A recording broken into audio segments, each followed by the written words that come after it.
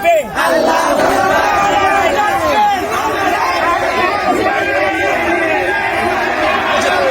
আলহামদুলিল্লাহ, যুদ্ধে যেত রাজি। আমাদের স্বামী নাই, সন্তান নাই, আমরা নিরস্ত্র, আমরা অসহায় মানুষ।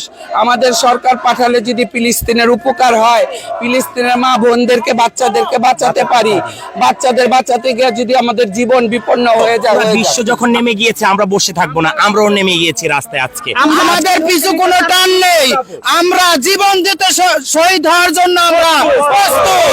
আমরা হিজড়া, আমরা জনগণের জন্য, দেশের জন্য, মুসলিমদের জন্য আমাদের জীবন, ইসলামের জন্য আমাদের জীবন শহীদ করব ইনশাআল্লাহ।